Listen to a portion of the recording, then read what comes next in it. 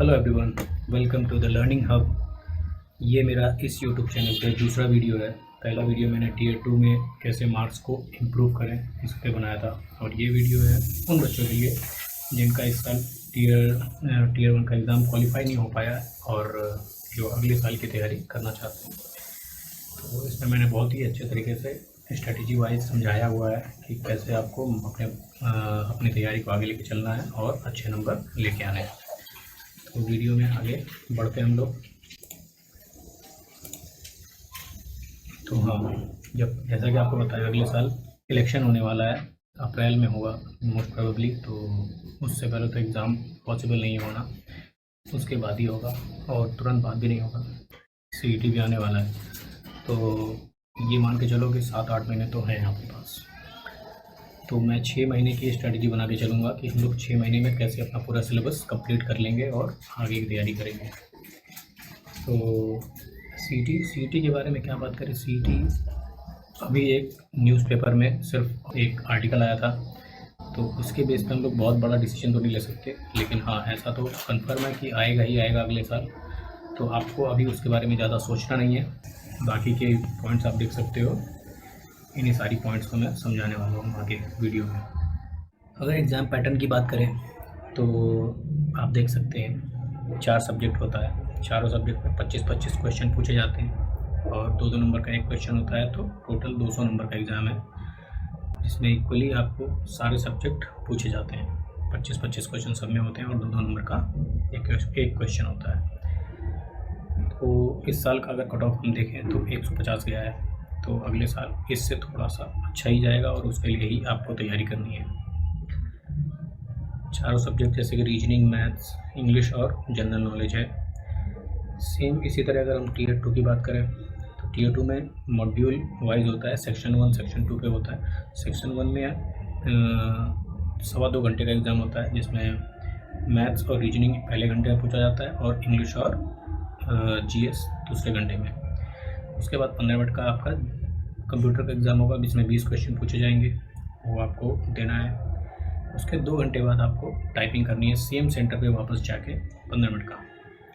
तो ये तो मेंस की प्री के बाद बात करेंगे कभी और। आगे चलते हैं। सिलेबस सबसे इम्पोर्टेंट होता है।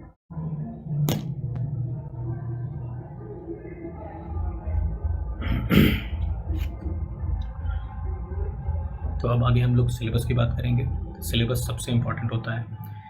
सिलेबस आपको डिस्क्रिप्शन बॉक्स में मैं लिंक डाल दूँगा और पिन कमेंट में भी रहेगा, वहाँ से आप जाके डाउनलोड कर लीजिए और एक नोट्स बना लीजिए प्रॉपर।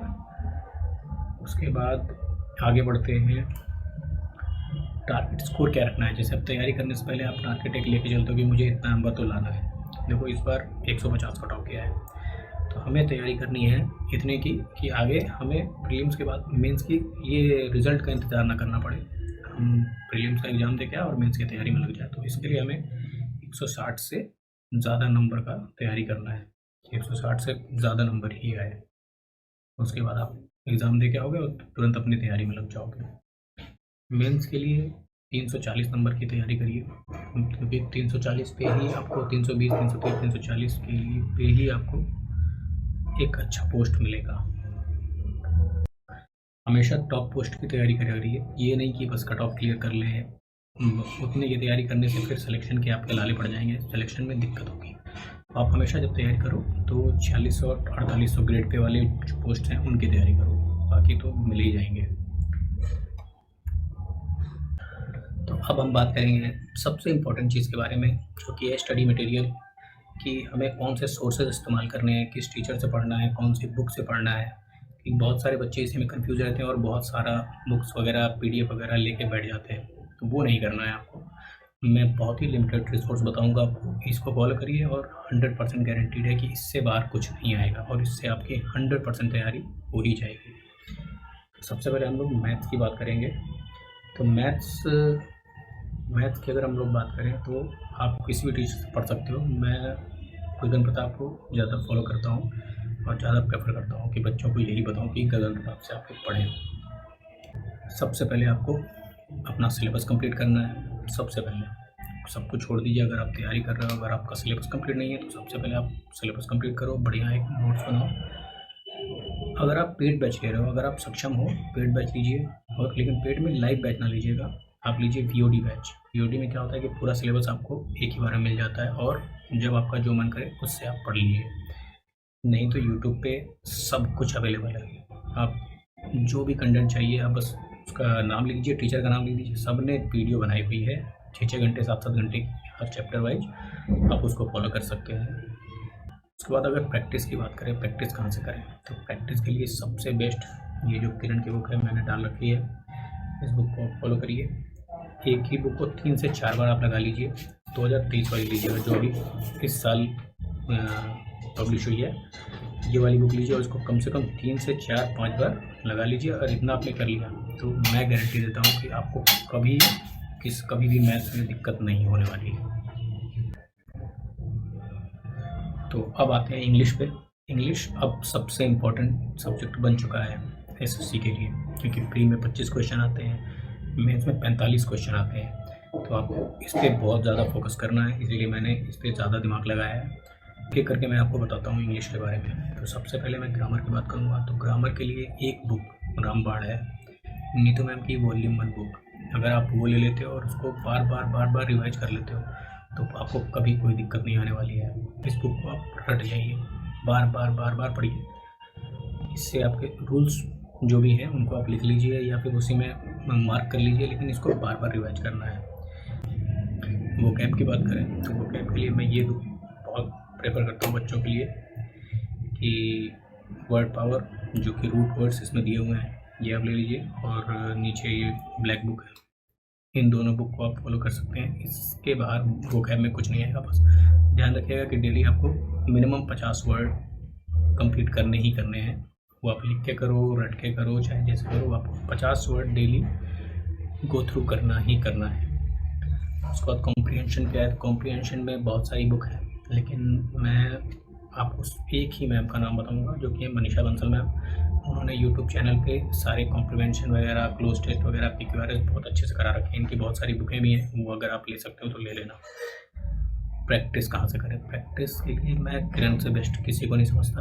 आप किरण की उठाइए सॉल्व पेपर जो अभी तक का है 2023 तक का, उसको आप रट जाइए, पूरी तरह से चाट जाइए।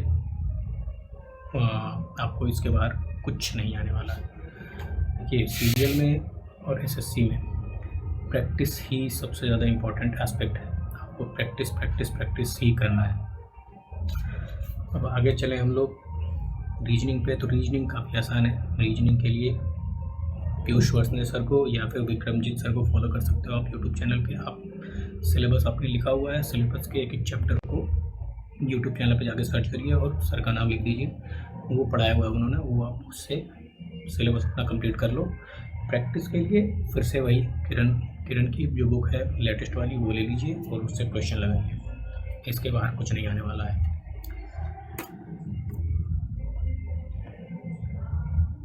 अब हम लोग बात करेंगे जनरल नॉलेज की। तो जनरल नॉलेज सबसे इम्पोर्टेंट, सबसे डीप इम्पोर्टेंट क्या बोलूँ मैं, डीप सब्जेक्ट है। इसमें अगर आप गहराइयों में घुसते गए तो घुसते चले जाएंगे, उसका कोई अंत नहीं मिलेगा आपको। तो मेरा पहला रिकमेंडेशन है कि आप गौरव सर को, जो कुमार गौरव सर हैं, उत्कर्ष पे पढ़ाते हैं सुबह 6 बजे, उनको फॉलो कर सकते हैं। वो सिर्फ करंट नहीं पढ़ाते, करंट के साथ साथ स्टैटिक जीके जितना भी है वो आपको रिवाइज करा देते हैं बहुत अच्छे तरीके से। उसके बाद अगर आपको थ्योरी पढ़नी है तो आप लूसेंट ले लीजिए, लूसेंट से बढ़िया कोई बुक नहीं है अभी के लिए। उसके बाद प्रैक्टिस करने के लिए पिनैकल को आप फॉलो करिए। पिनैकल का जो प्रीवियस ईयर वाला है, जो मैंने बुक का फ़ोटो डाल रखा है, और सारी बुकों, जितनी बुकें मैंने बताई हैं, इन सब बुक का लिंक मैं डिस्क्रिप्शन में डाल दूँगा, आप वहाँ से जाके चेक कर सकते हो। लेकिन कोशिश करिएगा कि आप अपने आसपास के जो स्टोर हैं वहीं से लीजिए। तो इन सब के बाद कुछ इंपॉर्टेंट फैक्ट मैं बताने वाला हूँ आपको। जितना भी थ्योरी पढ़ लो आप, सब कर लो, लेकिन सबसे ज़्यादा इम्पॉर्टेंट है क्वेश्चन लगाना।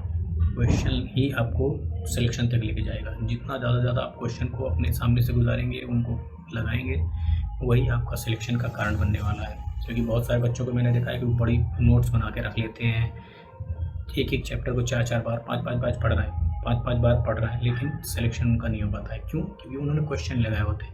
प्रैक्टिस नहीं की होती।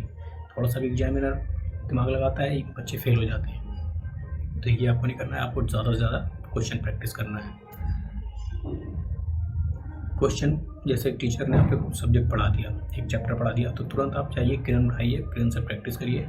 उसके बाद भी अगर आपको टाइम बचता है तो आप किसी भी प्लेटफॉर्म पर जाके चैप्टर वाइज मॉक टेस्ट दे सकते हैं। इन सब काम को आप कंसिस्टेंसी से करते रहिए, थोड़ा थोड़ा करिए लेकिन डेली करिए। धीरे धीरे आप ग्रेजुअली इम्प्रूव करेंगे।